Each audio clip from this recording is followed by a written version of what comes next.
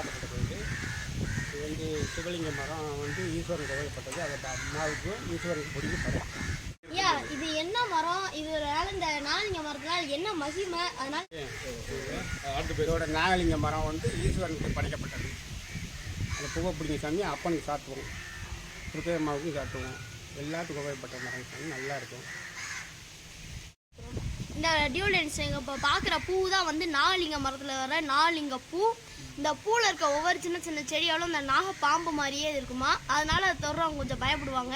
ஆனால் வந்து இதில் நல்ல சிவன் மகிமை வந்து இதில் ஃபுல்லாகவே இருக்கும். இந்த மரம் வச்சு எத்தனை வருஷமாச்சுன்னு வாங்க சாமிகிட்ட கேட்போம். இப்போ இந்த கோயிலில் வந்து எத்தனை வருஷமா நீங்கள் வந்து இப்போ சொன்னிருக்கீங்க? நாங்கள் வந்து சாமி 25 வருஷமாக ஆகுது. 25 வருஷம். இந்த கோயிலில் நீங்கள் பூசாரியாக இருக்கப்போ வந்து நீங்கள் அதை ஒரு கடவுள் சொல்லி நீங்கள் விரும்பி பண்ணுறீங்களா இல்லை உங்கள் கடமைக்காக பண்ணுறீங்களா? ஊர் நல்லா இருக்கணும் சாமி. சிவன் கும்பிட்றது வந்து நம்ம அப்பனோட அருளால் நாங்கள் கும்பிட்டு பாருங்க சாமி. நம்ம எல்லாமே செழிப்புமா நல்லா இருக்கு. அவர் வாக்கியம் நல்லா இருக்கும். இது நம்பி வந்தவர் கைவிட மாட்டார். எல்லாம் ஊரை கட்சி ஆறு வர விடாது. இப்போதான் இந்த கோயிலில் வந்து சிவனை வந்து அப்படியே வரைஞ்சி வச்சுருக்காங்க. ரொம்பவே அழகாக ஒவ்வொரு இதாக செதுக்கி அந்த சின்ன நுணுக்கம் கூட அவ்வளோ துணியை வச்சு வரைஞ்சி வச்சுருக்காங்க. நம்ம இப்போ இந்த சிவனை பற்றி இங்கே நாகலிங்க மரத்தை பற்றி நல்லாவே தெரிஞ்சுக்கிட்டோம். அதே போல் சிவனோட பக்தரான ஸ்ரீ மெஞ்ஞான ஞான குரு தாத்தாசாமி அவர்களை பற்றி ஒரு சின்ன விளக்கம் வந்து சாமியை பற்றி நம்ம தோக்குலவார் சமுதாயத்தில் முக்கிய பொறுப்பில் இருக்க நம்மளுடைய அதுக்குரிய செக்குசாமி ஐயா அவர்கள்ட்ட வந்து என்னன்னு கேட்டு தெரிஞ்சுக்கிறோம். வணக்கம். ஸ்ரீ மெய்யான ஞானகுரு தாத்தாசாமியை பற்றி உங்களுக்கு தெரிஞ்ச எங்களுக்கு சொல்லுங்க. இவர் ஐயா வந்து சுருளியில் இருந்திருக்காரு. முன்னாடி சுருளியில் இருந்திருக்காரு. அப்படியே கொஞ்ச நாள் வந்து அப்படின்னு சுருளிப்பட்டியில் இருக்கு அந்த பெண்டு இருக்கு பார்த்தீங்களா, வளவு இருக்கு பார்த்தீங்களா, அந்த கோயிலை பற்றி கட்டினாரு. அந்த கோயிலுக்கு அங்கே அந்த பெண்டு பார்த்தீங்களா, அந்த இடத்துல இருக்கிறது அவர் கட்டினாங்க. அவர் கட்டினாங்க. அதுக்கு பிறகு வந்து இங்கே வந்துட்டாரு. இங்கே வந்து தஞ்சம் போனார். இங்கே போயிருந்தோடனே இது வந்து முன்னாடி வந்து கூரை கொட்டையா இருந்திருக்கு. அப்படின்னா துர்க்கை அம்மன் வந்து வெறும் கூரையாது. எப்படின்னா திருவிழா சமயத்தில் போய் எங்கள் நம்ம பெரியவர்கள்லாம் போய் எங்கள் முன்னோர்கள்லாம் போய் மலையில் போய் எல்லாரும் போய் கம்பு வெட்டிட்டு மூங்கி எல்லாம் வெட்டிட்டு வந்து அந்த கூரையை மேய்ஞ்சி முன்னாடி பந்தல் போட்டு இதுதான் ஐதீகம்னா இப்படிதான். ஆமாம், முன்னாடி இருக்கு ஐதீகம். ஏன்னா முன்னோர்கள் நடத்தினது. எப்படின்னா ஐதீகம் வந்து இப்படி மரம் இப்போ மலைக்கு போய் எல்லாரும் ஒவ்வொருத்தர் தலைக்கட்டில் போய் முடிஞ்ச அளவுக்கு எப்படின்னா முன்ன என்னால் முடிஞ்சு சமைக்க முடியும் அந்த மரத்தை பற்றி வெட்டிட்டு வந்து எல்லாம் பரப்பி சாமி கொடுத்துருக்காங்க, கும்பிட்டுருக்காங்க. அப்போ சமயத்தில் இவர் வந்திருக்காரு. யாரு? நம்ம தாத்தாசாமி. அங்கே கட்டிட்டு அப்புறம் இங்கே ஷிஃப்ட் ஆகிட்டார். அவர் இங்கே வந்துட்டார். இங்கே வந்து என்ன பண்ணாருன்னா கொஞ்ச நேரம் இருக்கும்போது இப்படியெல்லாம் இருக்கிறது பார்த்துட்டு அவர் என்ன பண்ணார்னா சரி துர்க்கம்மன் கோயிலை கட்டுறதுக்கு கொஞ்சம் வாய்ப்புகள் ஏற்படுத்தி கொடுத்தாரு. எப்படின்னா என் தம்பி ஏற்படுத்தி கொடுத்தோன்னா அப்போ என்ன பண்ணான்னா அப்போ எல்லாரும் கட்ட வண்டி தானே. அவர்கிட்ட வந்து அப்போ டிராக்டர் அதெல்லாம் கிடையாது. கட்ட வண்டியில் கொண்டு போய் அந்த நம்ம கல்லடிச்சாம்பாருன்னு சொல்லி ஒரு இடம் இருக்குது. அந்த இடத்துல பூரா கல்லுகள் அடிச்சுட்டு வந்து கட்ட வண்டியில் அவங்க எல்லாரும் முடிஞ்ச அளவுக்கு கட்ட வண்டியில் எல்லாரும் வந்து ஹெல்ப் பண்ணிருக்காங்க. எல்லாரும் ஹெல்ப் பண்ணிட்டு இந்த கட்டடத்தை கட்டினாங்க. அப்பயே அங்கிருந்து கட்டவண்டில எல்லா பொருளும் கொண்டு வந்து எல்லா பொருளுமே முடிஞ்ச கட்டவண்டி சமைக்க முடியும். எவ்வளவு கல் சமைக்க முடியுமோ சதுர கல்லுகளை கொண்டு வந்து இங்க வந்து அந்த துர்க்கை மனை கட்டின பிறகுதான் அப்பதான் அதுக்கு பிறகு ஒரு முன்னாடி ஒரு கட்டடம் வந்திருக்கு. அப்போ வந்து நம்ம அந்த தாத்தாசாமி வந்து இங்க இந்த ஊருக்கு வந்து எங்களுக்கு பிரபலக்கம் ஆயிருக்காரு. எங்களுடைய சமுதாயத்துக்கு வந்து அவர் வந்த பிறகுதான் கோயில் இந்த கூரை வந்து கட்டடமா மாறி இருக்கு, கல் கட்டடமா மாறி இருக்குது. தாத்தாசாமி வந்ததுக்கு அப்புறம் துர்க்கை அம்மன் வந்தாங்களா இல்ல துர்க்கை அம்மன் கோயில் வந்த அப்புறம் தாத்தாசாமியோட கோயில் வந்துச்சா? தாத்தாசாமி முன்னாடியே துர்க்கையம்மன் கோயில் வந்துருச்சு. முன்னாடி எங்க முன்னோர்கள் வச்சு கும்பிட்டுருக்காரு. கும்பிட்டதுனால அவர் வந்து தாத்தாசாமி என்னன்னா கூரையை வந்து கட்டடமா மாத்தினார். அவனால முடிஞ்ச அளவு கட்டடமா மாத்தினாரு. ஐயா, தாத்தாசாமி வந்து ஒரு சித்தர் வந்து இந்த ஊருக்கு வர ஒரு என்ன காரணம்? ஊர் மக்கள்லாம் ரொம்பவே நல்லா இருக்கணும், ஏன்னா இங்க வந்து அருள் நிறைய இருக்குன்னு இங்க வந்தாரா? எப்படி வந்தான்றதை சொல்லுங்க. விருப்பப்பட்டுலாம் வரல. தெய்வ அருள் எப்படின்னா துர்க்கைமா போய் கனவுல சொல்லியிருக்கலாம் இந்த ஊருக்கு போங்க அப்படின்னு சொல்லியிருக்குது. அதனால தான் அவர் தச்சையில் இங்கே வந்திருக்காரு. தச்சையில் வந்து இங்கேருந்து தங்கினேன். இங்கே இருக்கிற அங்கேருந்து வந்து ஆனமலை வீட்டில் வந்து தஞ்சம் பூந்திருக்காரு.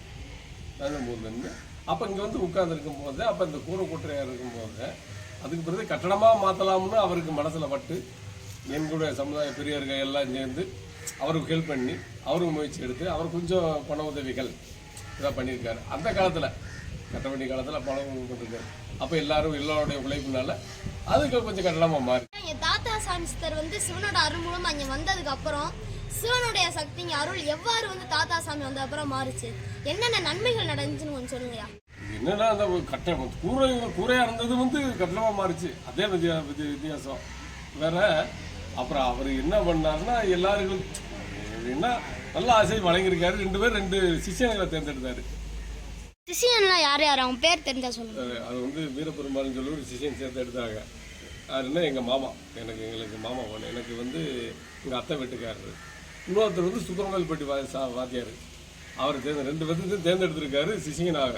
சிஷியனாக தேர்ந்தெடுத்தோன்னே அவர் அங்கே சுக்கரங்கல்பட்டியில் அவர் இருந்துட்டார் அந்த வாத்தியார். அப்புறம் இங்கே இருக்கிறவர் எங்கள் மாமா வந்து அந்த தாத்தா சாமிக்கு பாலும் பழம், அவர் பாலும் பழம் தான் சாப்பிடுவார். இதை ஒரு மெயினாக தெரிஞ்சுக்கிங்களேன், சாப்பாடு கிடையாது, பாலும் 2 வாழைப்பழம் தான். அப்படியே அதை வச்சு போட்டுக்காரு. ஆனால் டாய்லெட்டுக்கு அப்படியே அந்த பாலும் பழம் சாப்பிட்டு எத்தனை நாட்கள் இருந்திருக்காரு? கிட்டத்தட்ட எவ்வளோன்னா எப்படி இருந்தோம்னா ஒரு 10 வருஷத்துக்கு ஒரு எப்படியும் 70 வயசு வரைக்கும் இருந்திருப்பார். 70 வயசு வரைக்கும் பாலும் பழம் மட்டும் சாப்பிட்டு பாலும் பழமும் சாப்பிட்டுருக்காரு. பாலும் பழமும் சாப்பிட்டுருக்காரு. அது அந்த 25 வருடங்களே அவருடைய சுயநினைப்புகள் எப்படின்னா நரம்பு தளர்ந்து போச்சுன்னா அப்போ தளர்ந்து போனோடனே அப்போ சாப்பாட்டுக்கு போயிடுறாரு. சாப்பிட ஆரம்பிச்சிடுறாரு. அது வரைக்கும் பால் பழம் தான் சாப்பிட்ருக்காரு. பால் பழம்னா அவர் வெளியே டாய்லெட்டு போகும்போது 2 வேப்பங்குச்சியை கொண்டு போவார். டாய்லெட்டு போயிட்டு அந்த வேப்பங்குச்சியை தொடச்சு வந்திருக்காரு. ஆனால் குளிக்க மாட்டார். குளிக்காமல் இருந்தாலும் கூட அவர் மேலே விதி வாசந்தே வரும். குளிக்காமல் இருக்கிறவங்கள விதி வாசந்தே அடிச்சிருக்குது. நான் பார்த்ததில்லை. தாத்தா சாமி இது வரைக்கும் நான் பார்த்தது கிடையாது. அதுக்கு முன்னாடி நான் பார்க்கறதுக்கு முன்னாடி இறந்துட்டாரு.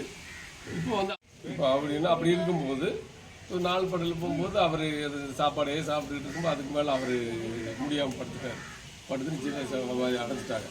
அடையும் போது இங்கே சமுதாயத்தில் எல்லாரும் சேர்ந்து என்ன பண்ணாங்கன்னா இவர் சரி உயிரோடைய இவர் இறக்கும்போது இறந்த பிறகு இவருடைய உடல் கெட்டு போயிடக்கூடாது. கெட்டு போயிடக்கூடாதுன்னு சொல்லி என்ன பண்ணாங்கன்னா நம்ம செங்கல் பார்த்தீங்களா, செங்கப்படியை போய் செங்கலை இடிச்சு எல்லாரும் நம்ம ஊர் மக்கள் எல்லாம் சேர்ந்து இடிச்சு அது சலிச்சு அது புடியா போட்டுதான் மூடிருக்காங்க. இந்த இடத்துல ஜீவ சமாதி அடைஞ்ச மாதிரி. இந்த இடத்துல தான் அப்ப அவர் எந்தோடனே அழுகி போயிருக்கும். அவரோட உடல் பதப்படுத்துற மாதிரி வச்சுக்கோங்களேன். அந்த காலத்துல வந்து பதப்படுத்துறதுக்கு என்ன பண்ணாங்களோ அது மாதிரி அந்த காலத்துல இப்போ வந்து செங்கல் பொடியால இப்போ 4 நாள் 3 நாள் போட்டு சதுரடியில் வெட்டி குழி வெட்டி உட்கார வச்சு அப்போ இவங்க அந்த செங்கப்பொடி எல்லாம் போட்டு நல்ல தலைமாட்டம் எல்லாம் மூடிட்டு அதுக்கு மேலே அந்த சிவலிங்கத்தை மேலே வச்சிருக்காங்க. அப்போ அவர் சிவன் அருளை பெற்று இந்த ஆனமலையான்பட்டிக்கு வந்து இங்கே துக்கியமானால இங்கே இந்த ஊருக்கு ஆனமலையான்பட்டிக்கு வந்து பணியாற்றினார். அதுக்கு பிறகு அவருக்கு மேலே அவருடைய நினைவாகத்தை இந்த சிவலிங்கம் வச்சுருக்கோம். அவருடைய சிவலிங்கம் மேலே வந்து ஜீவசமாதி அடைஞ்சதுனால சிவலிங்கத்தை வச்சுருக்கோம். அதுக்கு பிறகு அவர் என்ன பண்ணார், சிவலிங்கம் அடைஞ்சு முடிஞ்சு போயிட்டாரா, போன பிறகு இப்போ அவருடைய சிஷியன் வந்து கொஞ்ச நாள் இருந்தார். கொஞ்ச நாள்னா அவர் நம்ம தாத்தா சாமியோட நம்ம சிஷியன் அவர் என்ன சுகங்கல்பட்டி சார் வாத்தியார். அவர் வந்து அந்த சேரவம்பட்டியில் ஹைஸ்கூலில் அதெல்லாம் அங்கே வந்து வாத்தியார் பணியாற்றினார். அப்போ இவருடைய ஒரு புக்கு கொடுத்துருக்காங்க. அந்த புக்கை படித்து அவருடைய இவர் இடத்துக்கு வர சொல்லிட்டாரு. அவர் தாத்தா சாமி அவர் நினைவாக இவர் வந்துட்டார். வந்து கொஞ்ச நாள் அவர் ஒரு 10-20 வருஷமாக இருந்தார். அப்படி இருக்கும்போது இங்கே இந்த கோயில் வந்து ரொம்ப பராமரிப்பு இல்லாமல் இருந்துச்சு. எப்படின்னா சுத்தம் இல்லாமல் அது இருந்துச்சு. அப்போ இந்த வாத்தியார் வந்த பிறகு இந்த சிஷியன் வந்த பிறகு சுகான்பட்டி சார் வந்த பிறகு இந்த கோயிலை இந்த சின்ன பசங்களை விட்டு கூட்டுறது இழுக்குது பயங்கரமாக சுத்தம் பண்ணுறது அதுக்கு பிறகு கொஞ்சம் டெவலப் ஆச்சு. இந்த கட்டடங்கள் எல்லாம் இருந்துச்சு. அது ஒரு சிஷியன் வந்து கொஞ்ச நாள் 10 வருஷத்துக்கு ஓடினார். அதுக்கு பிறகு அவருடைய அவர் என்னன்னா அவங்க வீட்டுக்காரம்மாலாம் கூட்டு பார்த்தாங்க, போக முடியும், இவர் போக மாட்டேன்ட்டார். பிள்ளைங்கெல்லாம் இருக்காங்க, எல்லாம் இருக்காங்க, எல்லா பிள்ளைங்க நல்லாத்தான் இருக்காங்க. ஆனால் இவர் போகலை, இங்கே வந்து தஞ்சம் அடைஞ்சிட்டாரு. தஞ்சம் அடைஞ்சு இங்கேயே இறந்துட்டார். ஐயா, அவரா வந்து ஜீவ சமாதி அடைஞ்சாரா இல்ல இயற்கையாவே மரணம் அடைஞ்சிட்டாரா? அடைஞ்சாரு, மரணம் அடைஞ்சிருந்தாங்க. அவர் என்ன சரி, அவரோட உடல் பதப்படுது எப்படின்னா, பதப்படுறது கெட்டுக்கூடாது, கெட்டுடாமல் இருக்கிற எல்லாருக்கும் அருள் வழங்கணும் அப்படின்னு கொஞ்ச நாள் கழிச்சு ஓடின பிறகு இந்த இப்போ வந்துருச்சு பார்த்தீங்களா. இப்போ வந்து அமாவாசை, பிரதோஷம், பௌர்ணமி அப்படின்னு சொல்லி இந்த ஓடிட்டு இருக்கு. இப்போ ஓடி இருக்கிறதுனால அப்போ அருள் வரலங்க ஆரம்பிச்சிட்டாரு.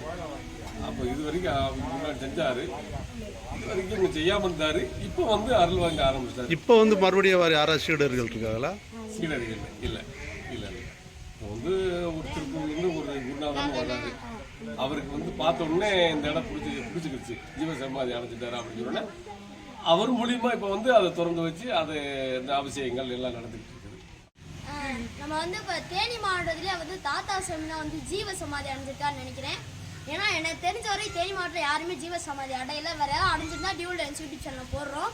ஐயா, இது வரைக்கும் எங்களுக்கு தாத்தா சாமியை பற்றி இவ்வளோ கருத்துக்கள் சொன்னவங்களுக்கு ரொம்பவே நன்றி. நன்றிங்க.